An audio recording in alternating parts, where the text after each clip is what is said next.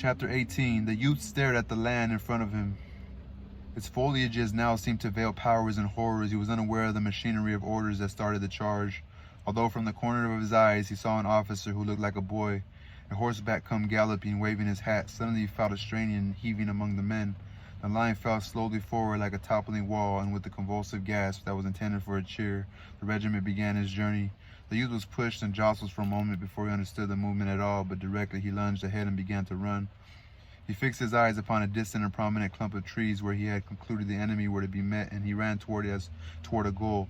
He had believed throughout that it was a mere question of getting over an unpleasant matter as quickly as possible, and he ran desperately as if pursued for a murder. His face was drawn hard and tight with the stress of his endeavor. His eyes were fixed in a lurid glare, and with his soiled and disordered stress, his red and inflamed features surmounted by the dingy rag with its spot of blood, his wildly swinging rifle and banging accoutrements, he looked to be an insane soldier. As the regiment swung from its position out into a cleared space, the woods and thickets before it awakened. Yellow flames leaped toward it from many directions. The forest made a tremendous objection. The line lurched straight for a moment, then the right wing swung forward. It in turn was surpassed by the left. Afterward, the center careered to the front until the regiment was a wedge-shaped mass. But an instant later, the opposition of the bushes, trees, and uneven places on the ground split the command and scattered it into detached clusters. The youth, light-footed, was unconsciously in advance. His eyes still kept note of the clump of trees. From all places near it, the clannish yell of the enemy could be heard. The little flames of rifles leaped from it. The song of the bullets was in the air, and shells snarled among the treetops. One tumbled directly into the middle of a hurrying group and exploded in crimson fury. There was an instant spectacle of a man almost over it, throwing up his hands to shield his eyes. Other men, punched by bullets, fell in grotesque agonies. The regiment left a coherent trail of bodies. They had passed into a clearer atmosphere. There was an effect like a revelation in the new appearance of the landscape. Some men working madly at a battery were plain to them, and the opposing infantry's lines were defined by the great walls and fringes of smoke. It seemed to the youth that he saw everything. Each blade of the green grass was bold and clear. He thought that he was aware of every change in the thin, transparent vapor that floated idly in the streets. The brown or gray trunks of the trees showed each roughness of their surfaces, and the men of the regiment, with their starting eyes and sweating faces, running madly or falling as if thrown headlong to queer, heaped-up corpses, all were comprehended. His mind took a mechanical but firm impression, so that afterward everything was pictured and explained to him, save why he himself was there. But there was a frenzy made from his furious rush. The men, pitching forward insanely, had burst into cheerings, mob-like and barbaric, but tuned in strange keys that can arouse the dullard and the stoic, and made a mad enthusiasm that it seemed would be incapable of checking itself before granite and brass. There was the delirium that encounters despair and death, and is heedless and blind to the odds. It is a temporary but sublime absence of selfishness, and because it was of this order was the reason, perhaps, why the youth wondered afterward what reasons he could have had for being there. Presently, the straining pace ate up the energies of the men, as if, by agreement, the leaders began to slacken their speed. The volleys directed against them had had a seeming wind-like effect.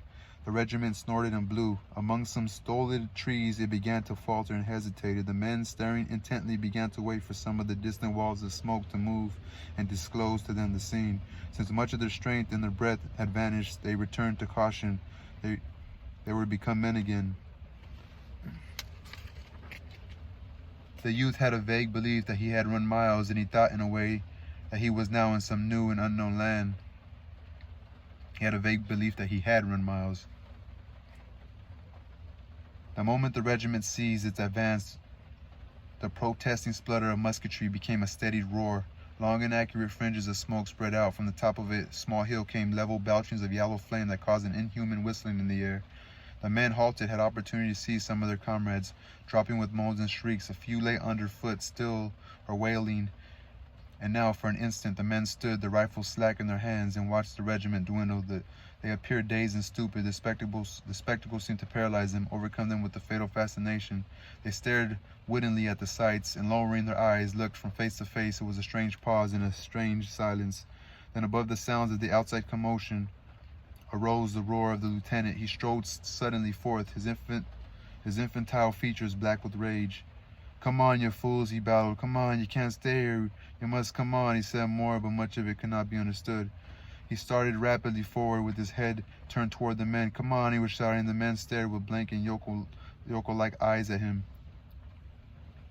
He was obliged to halt and retrace his steps. He stood then with his back to the enemy and delivered gigantic curses into the faces of the men. His body vibrated from the weight and force of his imprecations, and he could string oaths with the facility of a maiden whom strings beads. The friend of the youth aroused, lurching suddenly forward and dropping to his knees. He fired an angry shot at the persistent woods. This action awakened the men. They huddled no more like sheep. They seemed suddenly to bethink them of their weapons, and at once commenced firing. Belabored by the officers, they began to move forward. The regiment involved like a cart involved in mud and muddle, started unevenly with many jolts and jerks. The men stopped now every few paces to fire and load, and in the manner moved slowly on from trees to trees. The flaming opposition in the front grew with their advance until it seemed that all forward ways were barred by thin leaping tongues, and off to the right an ominous demonstration could sometimes be dimly discerned. The smoke lately generated was in confusing clouds that made it difficult for the regiment to proceed with intelligence.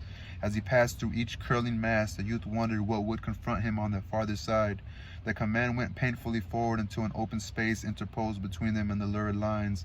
Here, crouching and crowning behind some trees, the men clung with a desperation as if threatened by a wave. They looked wild-eyed, as if amazed at this furious disturbance they had stirred. In the storm there was an ironical expression of their importance. The faces of the men, too, showed a lack of a certain feeling of responsibility for being there. It was as if they had been driven.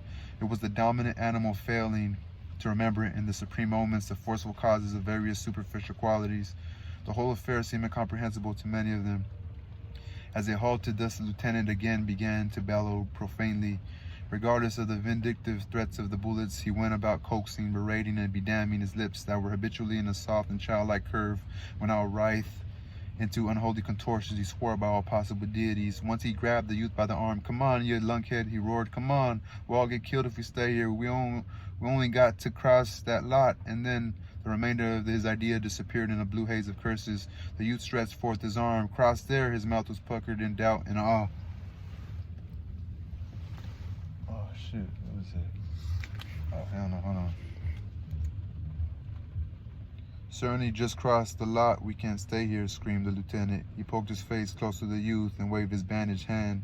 "Come on." Presently he grappled with him as if for a wrestling bout.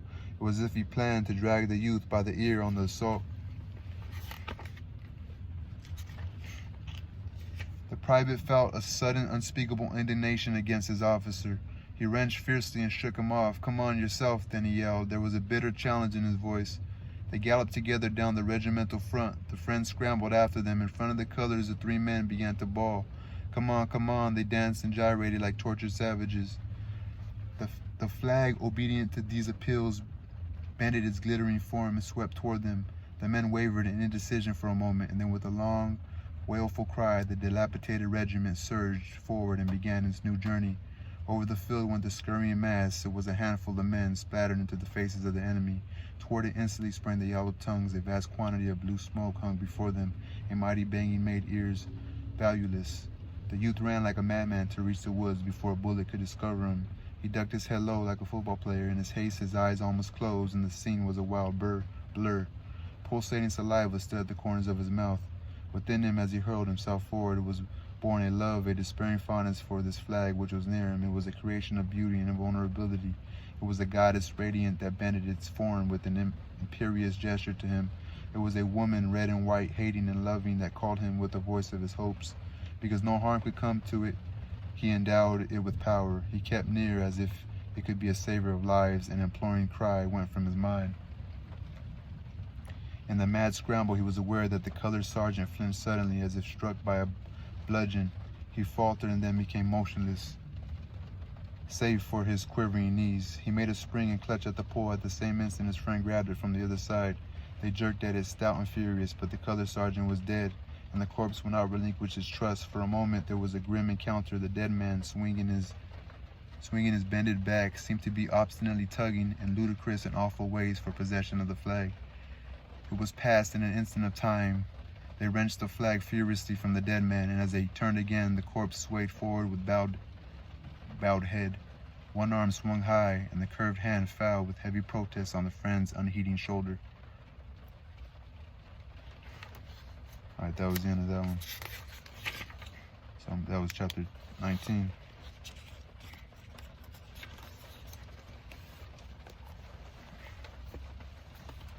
Oh, yo, thanks.